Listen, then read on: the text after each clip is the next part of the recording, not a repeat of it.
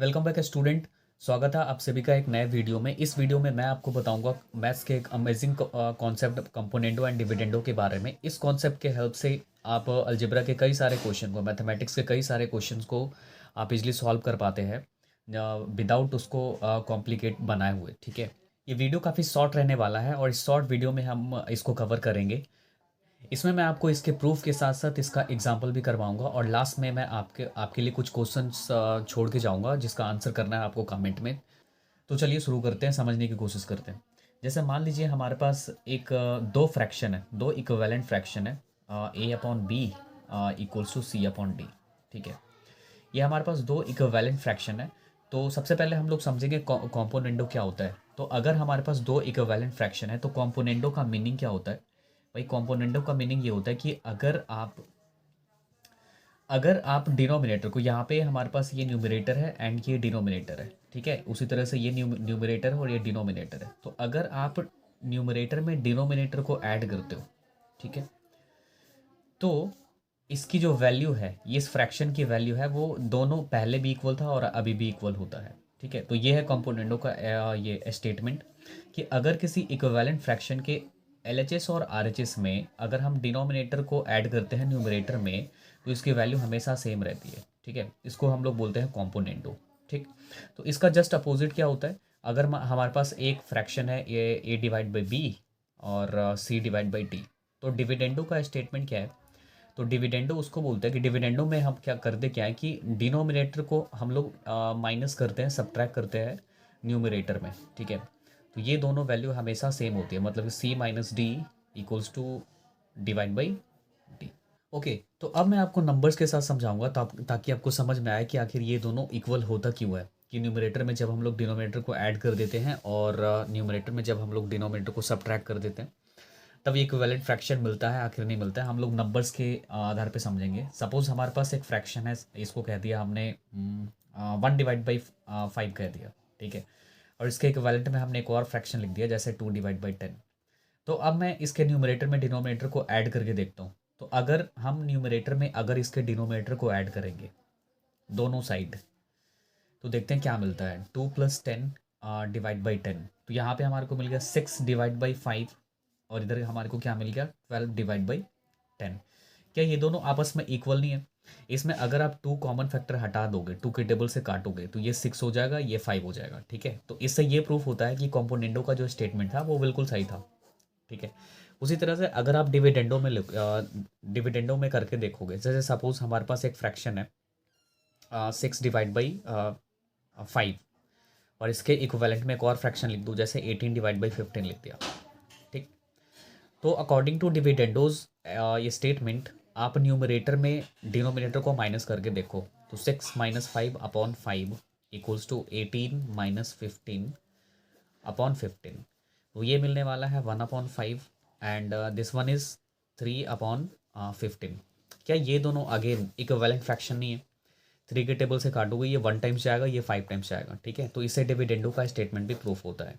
Okay, तो अब मैं आपको इसके प्रूफ के बारे में बताऊंगा, अलजेब्रिक प्रूफ के बारे में बताऊंगा, क्योंकि मैंने आपको ये एग्जांपल देके तो समझा दिया कंपोनेंटो और डिविडेंडो का मतलब।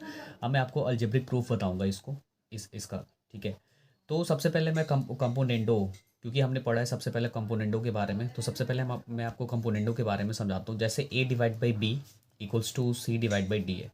ठीक है, अगर क्योंकि ये हमारे पास एक इक्वेशन है, अगर मैं इसके दोनों साइड में 1 ऐड कर देता हूँ, ठीक है, तो 1 ऐड करने पे होगा क्या, ऐड 1 बोथ साइड।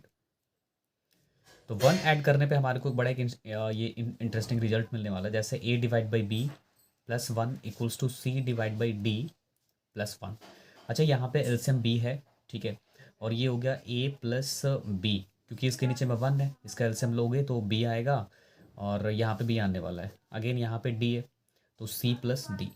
ठीक है, तो मतलब कि हमने अगर इस इक्विवेलेंट फ्रैक्शन में 1 ऐड किया है तो हमने देख लिया कि ये कंपोनेंडो का स्टेटमेंट मिल गया। मतलब कि अगर किसी फ्रैक्शन के न्यूमरेटर में अगर मैं डिनोमिनेटर को ऐड करता हूँ तो ये पहले भी इक्विवेलेंट फ्रैक्शन था, आज भी इक्विवेलेंट फ्रैक्शन है। ठीक है, इसको इक्वेशन नंबर फर्स्ट बोल देता हूँ और यही कंपोनेंडो का एक ये स्टेटमेंट था। ठीक है, अब हम आते हैं डिविडेंडो पे। तो डिविडेंडो के एक ये स्टेटमेंट में हमने पढ़ा था कि किसी फ्रैक्शन के डिनोमिनेटर को न्यूमरेटर में माइनस करने से फ्रैक्शन जो दोनों मिलते हैं वो अगेन इक्विवेलेंट फ्रैक्शन ही मिलते हैं, ठीक है।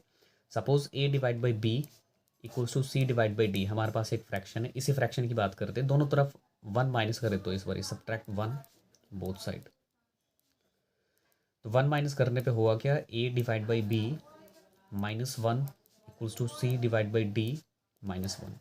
यहाँ पे एलसीएम b आने वाला है और ये हो गया a minus B equals to C minus D, ठीक है। और यही था डिविडेंडो का ये स्टेटमेंट, मतलब कि किसी फ्रैक्शन के न्यूमरेटर में से डिनोमिनेटर को आप माइनस कर सकते हो, अ, तो दोनों साइड जो है वो इक्विवेलेंट फ्रैक्शन मिलता है। और अब इसको हम लोग इक्वेशन सेकंड एज्यूम कर लेता है, ठीक है। अब कंपोनेंडो और डिविडेंडो को, ठीक है, एक मिक्स फॉर्म होता है जिसको हम लोग बोलते हैं C and D, C for componendo and D for dividendo, ठीक है। अगर आप कंपोनेंडो और डिविडेंडो को मिक्स कर देते हो एक दूसरे के साथ, तो ये कंपोनेंडो एंड डिविडेंडो बन जाता है, और यही हमारा आज का टॉपिक था, ठीक है।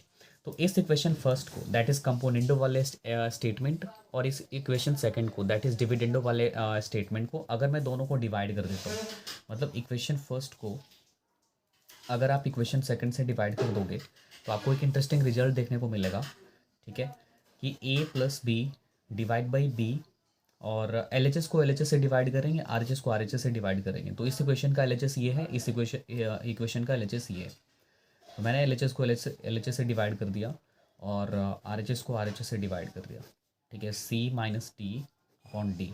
तो आप देखोगे ये बी कैंसिल आउट हो चुका है, डी कैंसिल आउट हो चुका है, और हमारे पास बच चुका है एल एच एस में a plus B upon A minus B equals to C plus D upon C minus D, ठीक है। और यही कंपोनेंडो और डिविडेंडो का मिक्स फॉर्म है, मतलब कि दो फ्रैक्शन अगर हमारे पास ऐसे हैं कि a divide by B equals to C divide by D, तो हम इस फ्रैक्शन के न्यूमरेटर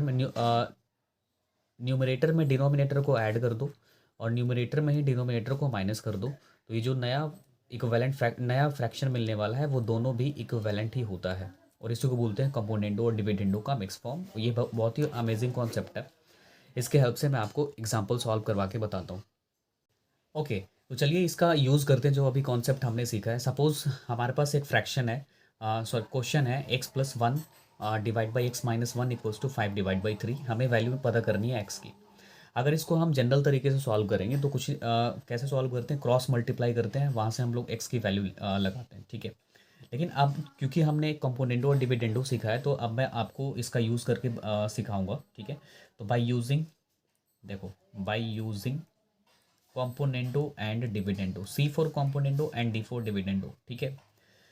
तो होगा क्या कि इसके न्यूमरेटर में मैं इसके डिनोमिनेटर को ऐड करूंगा, ठीक है, ये रहा, सॉरी ये माइनस, ये न्यूमरेटर था, ये डिनोमिनेटर था, न्यूमरेटर में हमने डिनोमिनेटर को ऐड किया और न्यूमरेटर में ही डिनोमिनेटर को माइनस में कर देता हूँ, ठीक है। न्यूमरेटर में हमने डिनोमिनेटर को माइनस किया, और ये काम हम लोग आर एच एस में भी करेंगे, that is 5 minus 3, sorry 5 plus 3 और डिवाइड बाई 5 माइनस 3। तो ये होने क्या वाला है, 1 तो कैंसिल आउट हो जाएगा, एक्स प्लस एक्स 2x हो गया, डिवाइड बाई एक्स प्लस 1, ये माइनस हो जाएगा, minus X plus 1 equals to 8 divide by 2।